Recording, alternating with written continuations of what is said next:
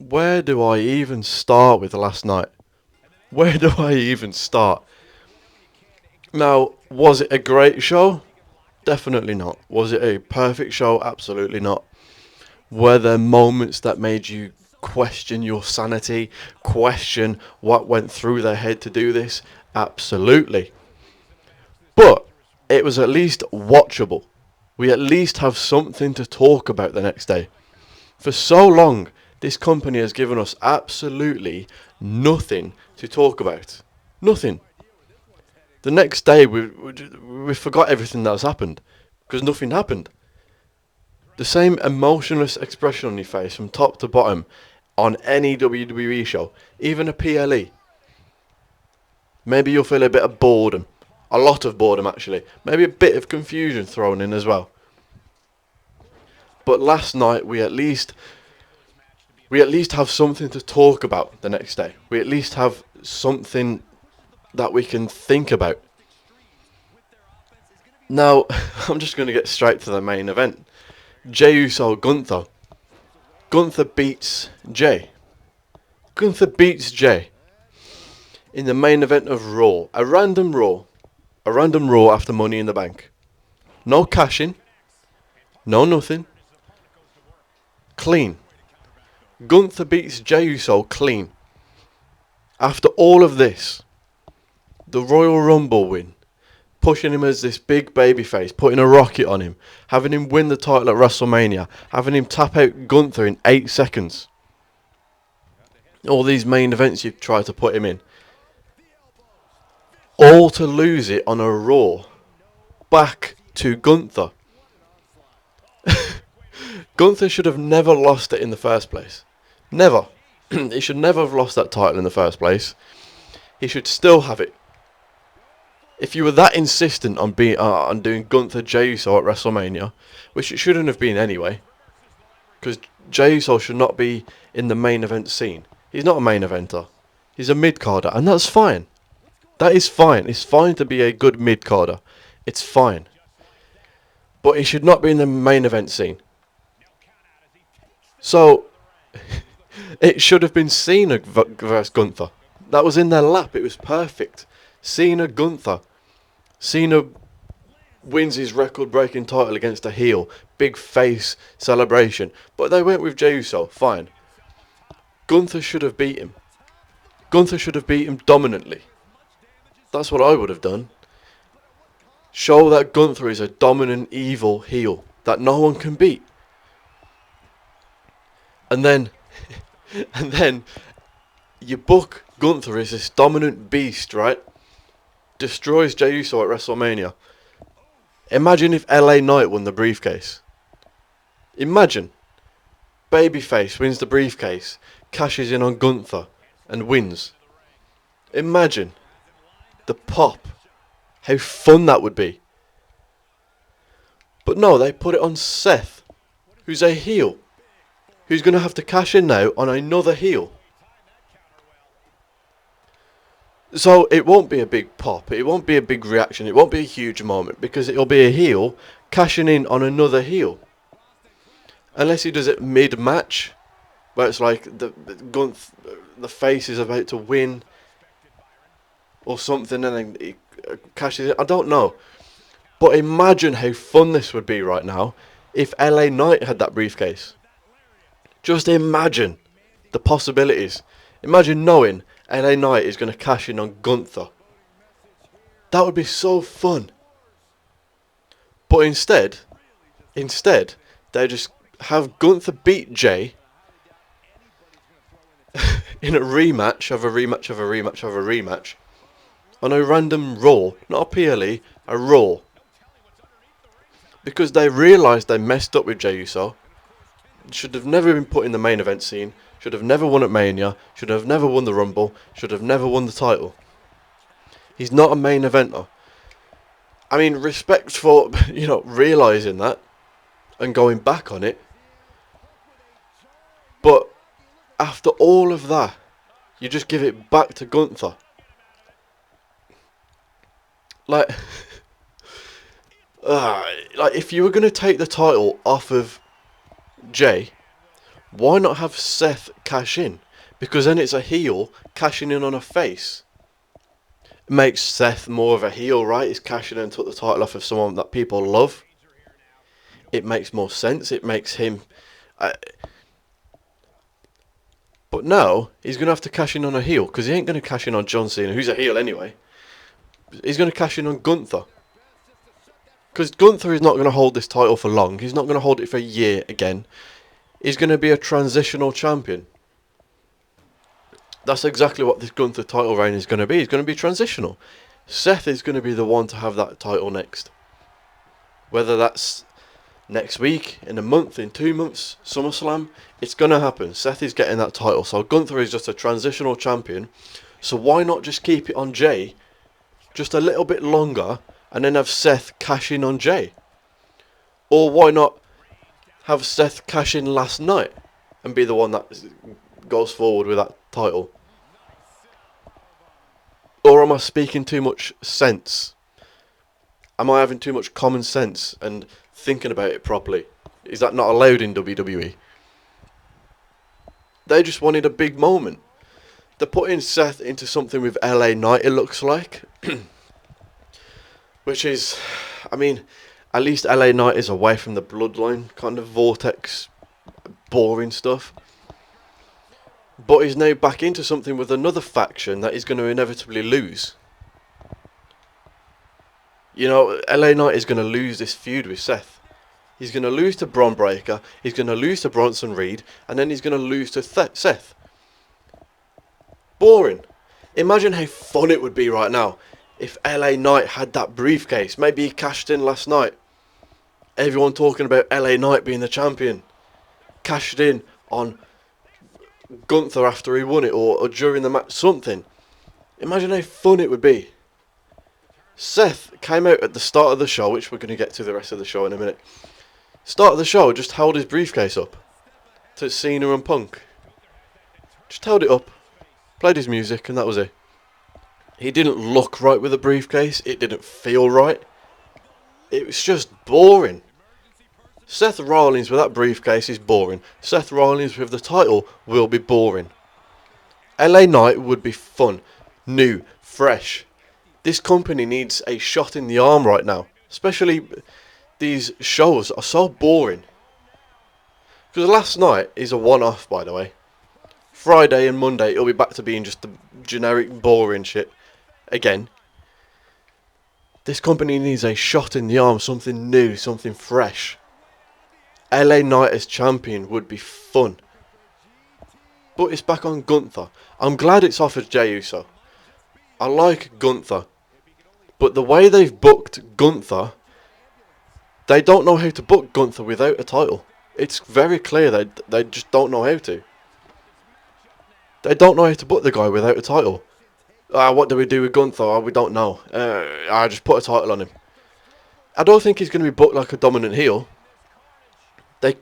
Last night does not make up for tapping out to Jey Uso in 8 seconds. Last night does not make up for having a competitive match with Pat McAfee and then paying respect to him after the match. That does not make up for that. That doesn't shove it under the rug. That doesn't make us forget that. Especially when he's going to be a transitional champion anyway. So I'm holding out. I'm glad it's off Jay. Jay is probably going to have a few weeks off. Fair play to him. He's exhausted. Not main event material. Absolutely not. He's a good mid-carder. And that is completely fine. That is completely fine. Stay away from the main event scene. He's not cut out for it. He's not good enough. Anyway. What else happened last night? We started the show with a really good promo. I mean, you've got the two best people on the mic in the company, maybe in the business, in the ring with a microphone in their hands. CM Punk and John Cena. Impossible to be bad. Impossible to be bad. Cena got a decent promo. CM Punk got a really good promo. Would have liked if it was a bit more back and forth kind of thing. Like, it was just Cena cuts a promo, Punk comes out, cuts a promo to Cena. Bit more back and forth would have been nice, but we've got a few weeks now leading up to Night of Champions, which is disgusting. I'll get to. They cut a decent promo back and forth, and then and then they announce. Think about it. John Cena, CM Punk, one last time. John Cena's last year. John Cena's a heel. CM Punk's a face. They've swapped it around for the title. Cena's last year. Think about how huge. That's probably the biggest match that they could make right now, with people available to them. Roman Reigns is not available to them. God knows where he is.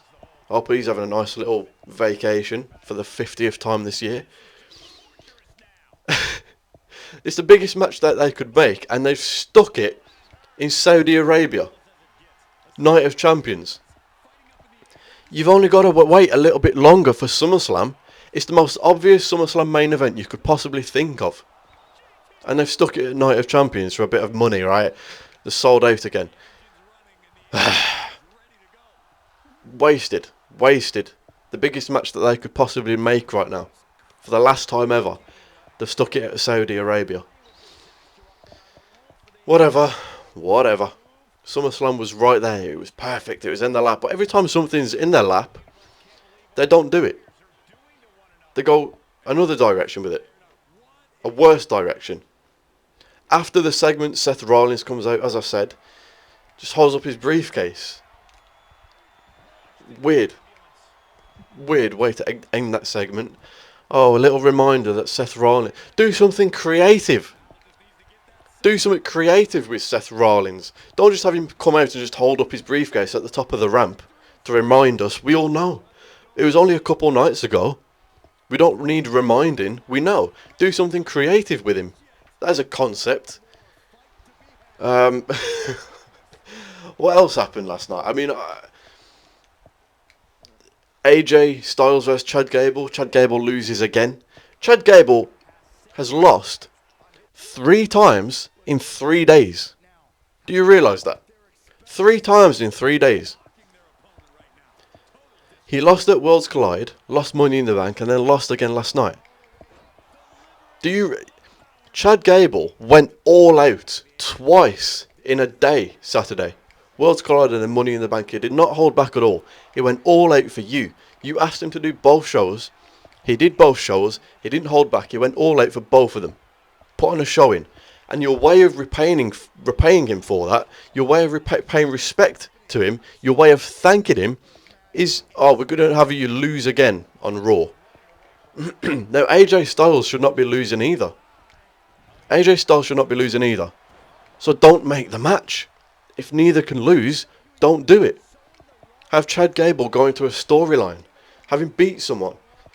Have him have a big moment to thank him, to reward him for putting his body on the line twice in a night. Twice in one day. But they don't do that. They don't repay you. Look at what they did to R-Truth. To repay him for everything that he did for that company, they released him. They only brought him back because they were forced to. They don't respect or reward you for putting your body on the line and doing everything that they tell you anymore. In fact, you're going to keep losing. They ruined Asuka's surprise as well.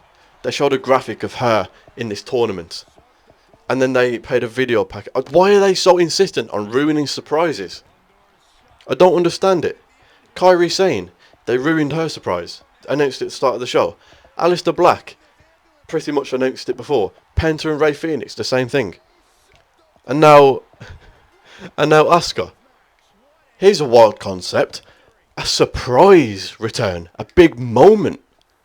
Now we all know she's returning. And in fact we know when she's returning.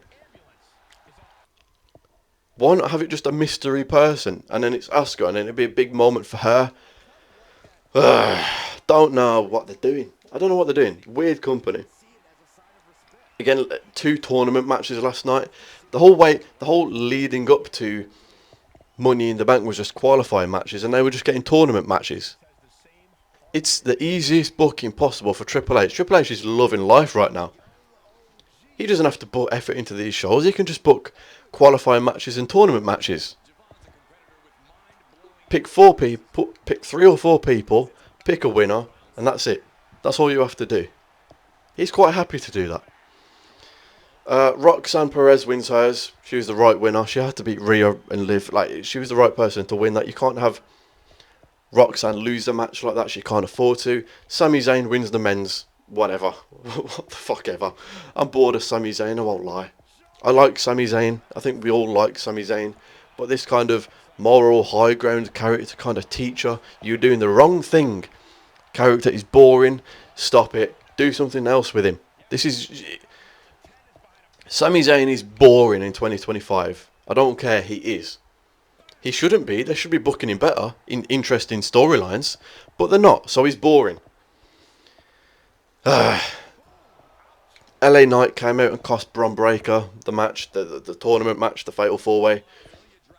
So it's clear they're going LA Knight, Seth. Don't know why.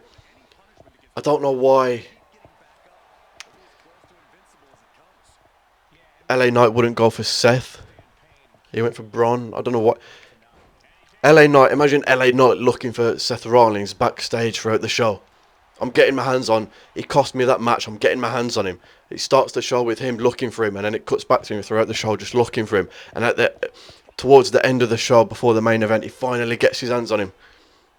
Something creative, you know. But at least LA Knight is out of the Bloodline vortex.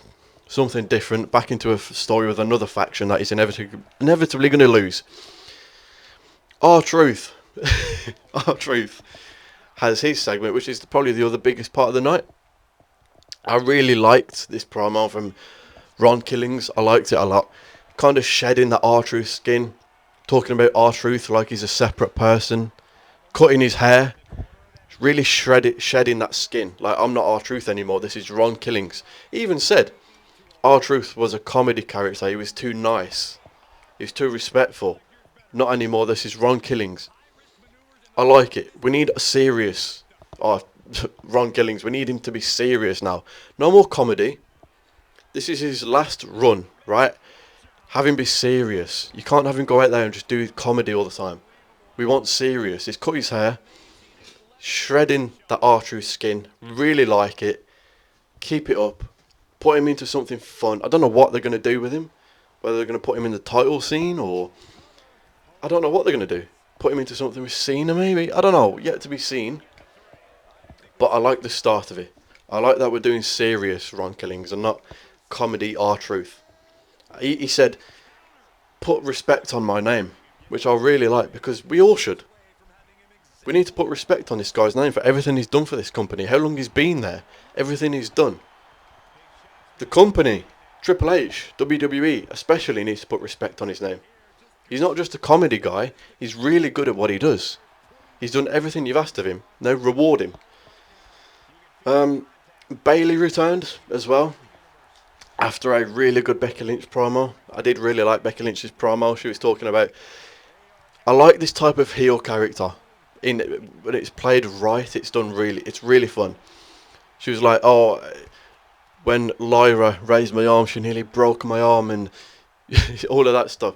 I like that kind of delusional, kind of dramatic heel, blows everything out of proportion. Perfect for Becky Lynch. I really liked her promo. I don't mind her with that title. I think it could be really fun, actually. Bayley returned after the promo. Lyra came out and then Bayley attacked from behind. So it looks like they're going to go triple threat, possibly. Maybe Night of Champions, maybe Evolution. Becky, Bayley, Lyra. I would sway more towards Evolution. Not usually a fan of triple threats, but at least this one, there is a bit of history there. At least it does make sense a little bit. Don't mind it. Bayley returns. Again, did her filthy at WrestleMania. Now say sorry to her and book her correctly. You did her filthy at WrestleMania. That was not right what you did to her. What else happened last night? Nikki Bella. Nikki Bella comes out, cuts a decent promo about the women and the women's division and how much they've done and how far they've come. I mean, Liv came out and showed Nikki Bella how to cut a promo. That's all I'll say. Nikki Bella isn't awful on the microphone. But when Liv Morgan came out and cut a really good passionate promo, you could it kind of highlighted Nikki Bella's lack of mic skills. I'll just say that. Nikki Bella isn't awful, but Liv Morgan, kind of, showed her, this is how you cut a promo. This is how you cut a passionate promo kind of thing. It looks like they're going to do Liv Morgan, Nikki Bella Evolution. Don't mind it at all. In fact, I like it. It's new, fresh. We haven't seen it before. Something good for Liv Morgan to go into. She needs a good storyline. You can't just have her with Roxanne and Rhea Ripley all the time. Something fresh, something new. Out of the tag division. I like it. Nikki Bella is new. It's fresh. We haven't seen it before. Something good for Nikki to come back to. Hopefully Liv Morgan wins this match. Evolution, I assume, is where they're going to do it. It's fun. I like it. It's new. And that's about it last night. That is about it. It was watchable. At least it was watchable. We have something to talk about the next day. We have something to think about the next day. I wouldn't say it was a good show. I wouldn't say it was a great show. It was just watchable. I mean, everyone's going to be saying it's great and it was an incredible show. But I think that just shows how far our standards have dropped. Because if you watched last night, it felt like a good show. But that's how far our standards have dropped. Because in comparison to lately, sure, it was a really good show. But in reality, it wasn't. But when you compare it to what we've got lately, sure, it was good. But anyway, that's my Raw review. Interesting show, at least. Interesting. Things to talk about. Wasn't just a boring, confusing bore fest, sorry. But anyway, that'll do.